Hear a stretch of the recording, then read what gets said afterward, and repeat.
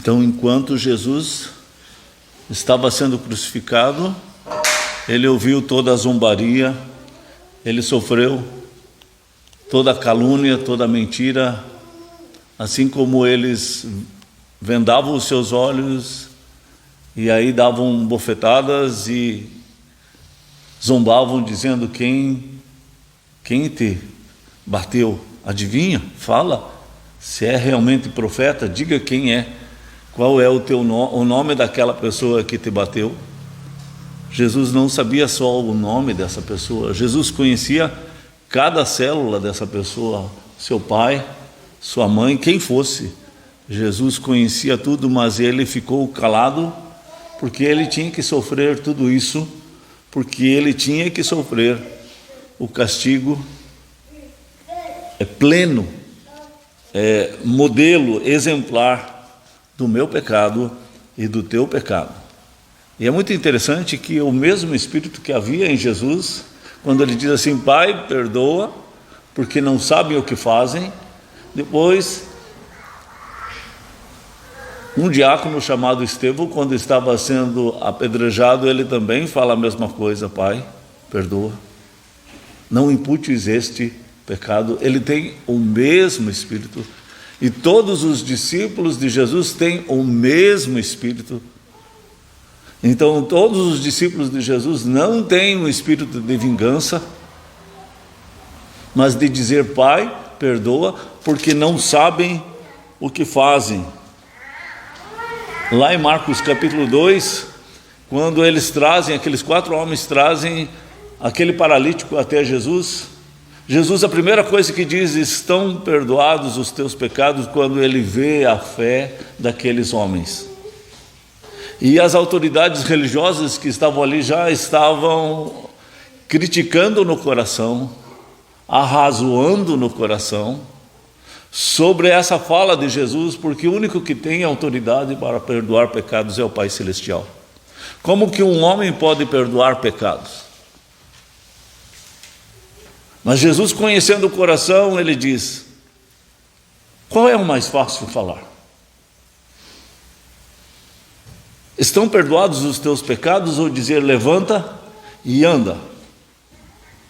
É claro que para qualquer um de nós, o mais fácil é dizer: estão perdoados os teus pecados, porque não tem como saber se aquele pecado foi retirado do coração ou não, a não ser a pessoa que ficou livre do seu pecado. É mais difícil dizer: paralítico, vai para casa, porque ele tem que sair andando naquele momento e ir para casa.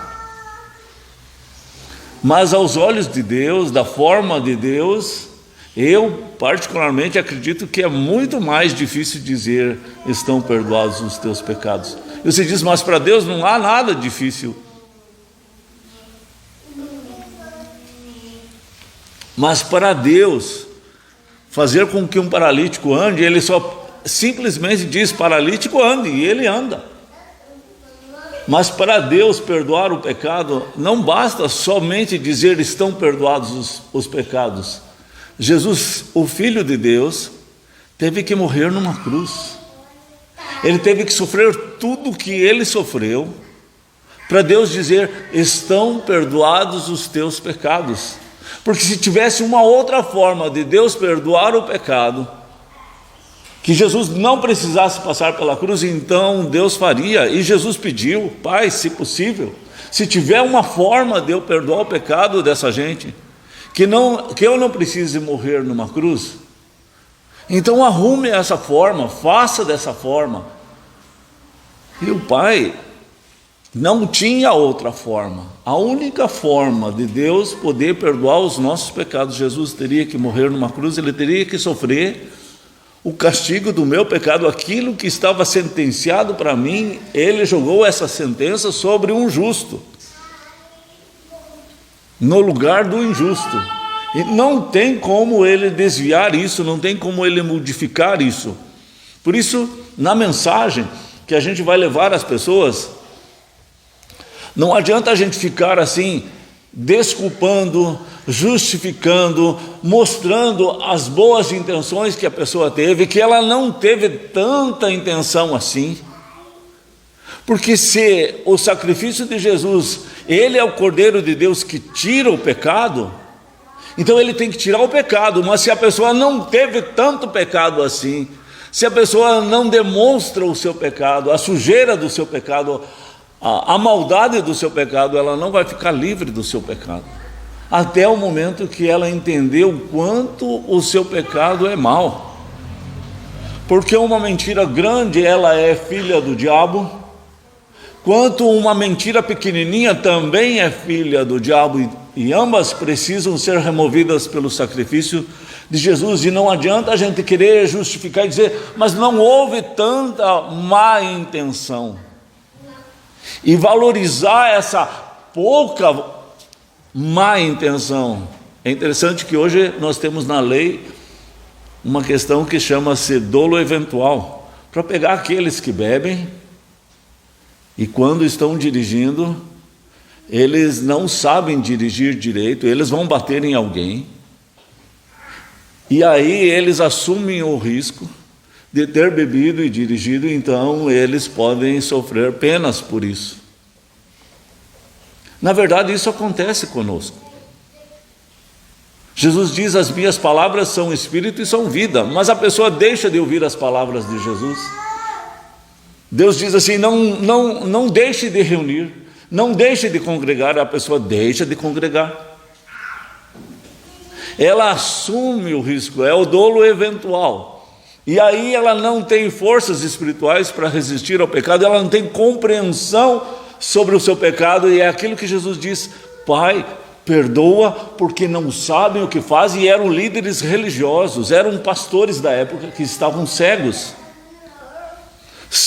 de ódio, cegos de não compreender a missão do Messias, cegos de não ter intimidade e relacionamento com Deus para perceber aquilo que Deus está fazendo, porque o pecado, a intenção do pecado é realmente desafiar a autoridade de Deus, enfrentar Deus, e a gente quer justificar que não está tendo esse dolo, essa intenção. E no final o que o pecado quer fazer é nos desumanizar, nos descaracterizar, nos desafeiçoar. Tanto que Paulo fala assim que a marca do tempo do fim é que os homens seriam extremamente egoístas, desafeiçoados, quer dizer, não há afeição natural, não há afetividade, não se importa com o sofrimento dos outros. Aquela pessoa está caindo do prédio porque está pegando fogo, e as pessoas estão vendo aquela pessoa cair do prédio e estão comendo, as crianças estão comendo, estão rindo, porque não há mais afetividade. O amor esfriou-se de quase todos, porque essa é a intenção, o objetivo do pecado, nos deformar, nos escravizar. Jesus é a oferta voluntária por esse pecado, por aqueles que não sabem o que fazem. Jesus é aquele que removeu essa dívida, que rasgou esse escrito de dívida.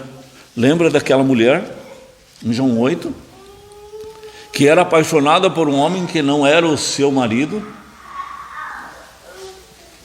e aí eles pegam ela para ser uma isca para acusar Jesus. Mas Jesus diz, aquele que não tiver cometido pecado, que atire a primeira pedra. Eles todos estavam ali reunidos com pedras nas mãos para acusá-la e para matá-la. E com o tempo, começando pelos mais velhos, cada um foi lançando de si as suas pedras e foi indo embora, e os mais jovens, os mais idealistas, por último, acabaram também deixando suas pedras. E ninguém jogou uma pedra naquela mulher, porque todos estavam sendo acusados pelos seus pecados. E aí Jesus diz, onde estão os teus acusadores?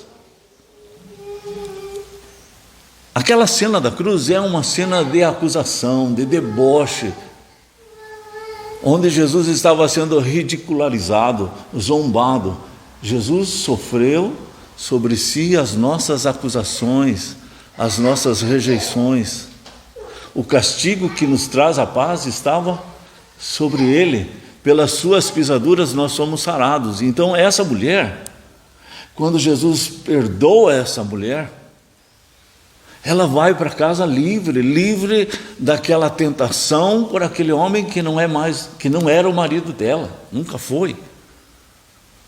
E Jesus diz: vai e não peques mais, porque agora ele capacita ela, ele livra ela dessa cadeia que está prendendo. Então o pecado, ele vem para nos matar, roubar e destruir.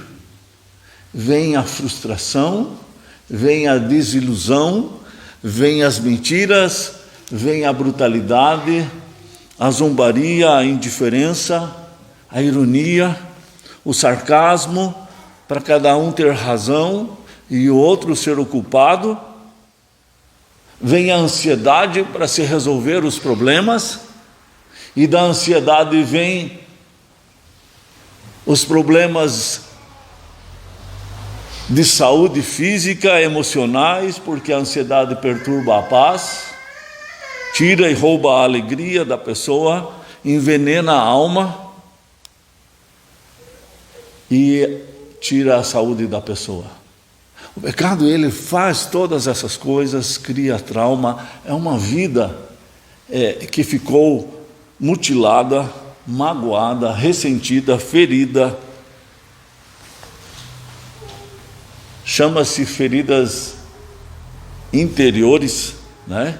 Que a pessoa coloca esses traumas, essas mágoas lá no porão da sua alma, lá no sótão da sua alma, fica empoeirada, fica lá. Parece que não existe mais, mas está carregando um peso. E o dia que mexer com aquela ferida vai doer, porque ela está lá. Colocar uma pedra em cima. Foi tentado esquecer, achar que o tempo vai acabar com tudo, mas não acaba. E a pessoa está ali, carregando esse peso, e está com uma sobrecarga na sua alma. Lá em Isaías 58, verso 6, ele fala assim: o jejum verdadeiro que eu peço para vocês, Deus está dizendo, é que vocês soltem as ligaduras da impiedade. São laços que estão prendendo pecados em nossa alma, porque a gente está querendo se defender de alguma acusação dos nossos acusadores. E a gente guarda pedrinhas na nossa mão para a gente poder se defender, só que a gente vai criando fardos, pesos na nossa alma. E ele diz assim: o jejum que eu escolhi para vocês é que vocês soltem essas ligaduras da impiedade, solte esses laços, essas pedrinhas da tua mão que acusa, o dedo que ameaça, o falar injurioso. Tudo está lá em Isaías 58. Logos é um grupo musical já antigo. Tem uma música desse grupo que fala do filho pródigo. E ele fala assim: ontem deixou sua casa e saiu pelo mundo. Ele vai descrevendo na música essa jornada desse filho que cobiçou o mundo e achou que o brilho do mundo era melhor, e que ficar em casa, na casa do seu pai, o trabalho na casa do seu pai, era uma coisa que seria uma perda da sua juventude. Só que lá nos falsos amigos, ele foi pagando cerveja para todo mundo, e festa para todo mundo, e mulherada. Diz a música que ele começou a receber conselhos vazios, palavras vãs. Que grande ilusão! Mentiram ao seu jovem coração. Aí tem uma frase bem interessante: mas nunca é tarde não, sai da escuridão, há um novo dia, nova manhã, a casa do Pai é a mesma, está lá com as portas abertas para receber o filho pródigo de volta. Mas é interessante que fala assim: nunca é tarde, não, sai da escuridão. Não é aquela intenção de dizer: filho, você está perdido ali? Eu sei que você não teve essa intenção. Eu sei que você foi vítima da sociedade, da zombaria dos teus amigos. Teu pai te traumatizou, tua mãe te manipulou. Volta para casa. Não. Ali diz assim: sai da escuridão. Porque exatamente esse é o ponto do Evangelho. Hoje, o pregador coach que está na internet, ele não fala sobre a escuridão. Que a pessoa está na escuridão, ele vai falar assim: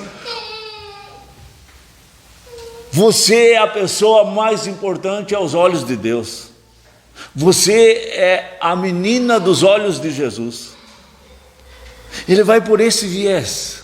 As pessoas, elas se sentem valorizadas e elas vão à igreja, mas elas não vão realmente a Jesus. Elas recebem confetes na sua alma, afagos à sua alma, mas elas nunca percebem que estão na escuridão e que precisam sair da escuridão. E Jesus diz que para entrar no céu a pessoa precisa nascer de novo. Não adianta só ser ouvinte negligente da palavra do Senhor. Ela precisa sair da escuridão, ela precisa nascer de novo. Jesus é o Cordeiro de Deus que tira, remove o pecado, mas a pessoa precisa compreender o seu pecado, as trevas que estão no seu coração. Por isso essa música ela é interessante. Sai da escuridão. Você está na escuridão e você sai da escuridão. Você tem ódio no seu coração, Jesus vai remover esse ódio. Não precisa jogar a culpa em alguém. Ah, mas eu estava com um TPM. Ah, mas isso. Ah, mas aquilo. Está na ignorância. Isso é escuridão. Jesus não estava justificando quando disse não sabem o que fazem. Jesus está dizendo que é as trevas da ignorância. Mas a pessoa precisa perceber que está na ignorância e precisa renunciar à ignorância, porque ela precisa voltar à palavra de Deus, meditar na palavra de Deus. As palavras de Jesus são espírito e são vida. Ela precisa ter esse encontro diário. É como um casal que quer viver bem espiritualmente, mas está há 8 anos sem orar juntos, sem ler a palavra de Deus juntos. Estão em um jejum da palavra de Deus, estão todos magoados, ressentidos, endurecidos o coração, não há comunicação, mas há 8 anos estão fazendo essa peripécia de não orarem juntos todos os dias, de não lerem a palavra de Deus e bons livros da parte de Deus todos os dias. Então,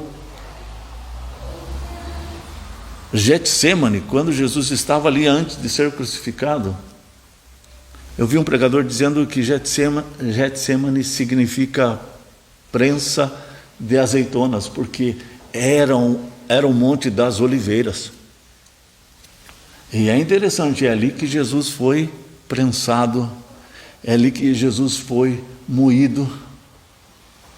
Isaías 53 diz assim, que Deus, o Pai, agradou em moer o seu Filho, quando ele desce a sua alma como oferta pelo pecado.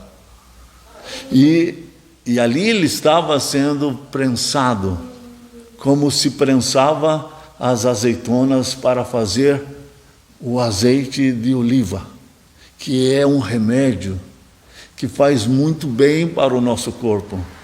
Sai da escuridão, onde havia ansiedades. Como é difícil para as pessoas perceberem que a sua ansiedade é pecado.